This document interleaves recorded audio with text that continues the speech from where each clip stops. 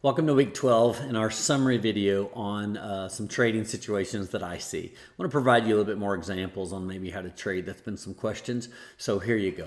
All right, I am going today to look at ethanol. So let's take a look at CME.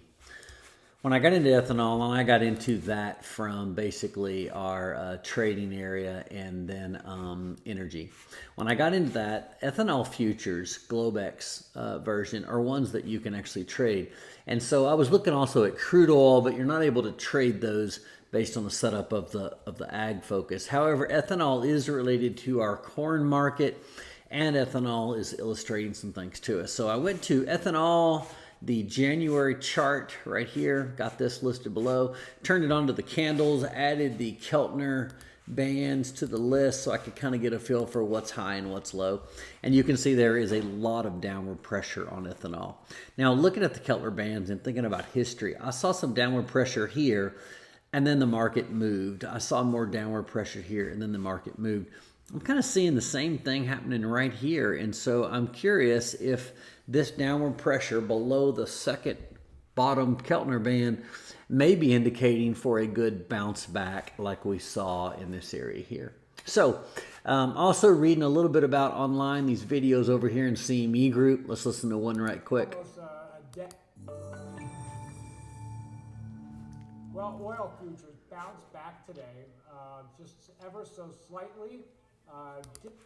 So this is an older one. Here's the most recent one they have. I was playing the wrong one. Energy quadrant today. We got another collapse in crude oil down.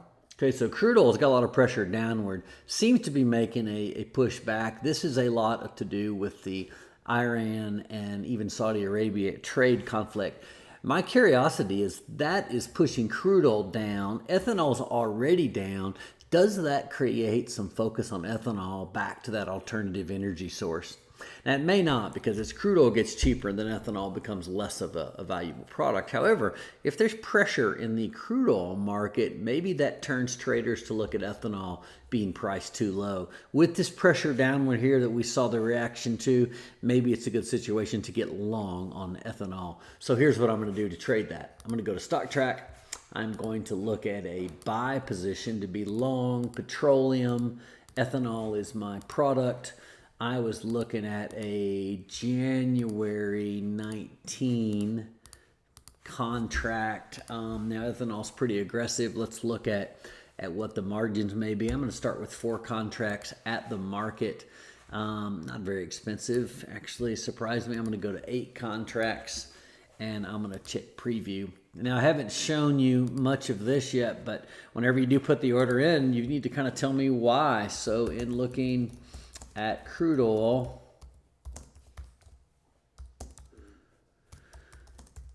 and pressure in the market,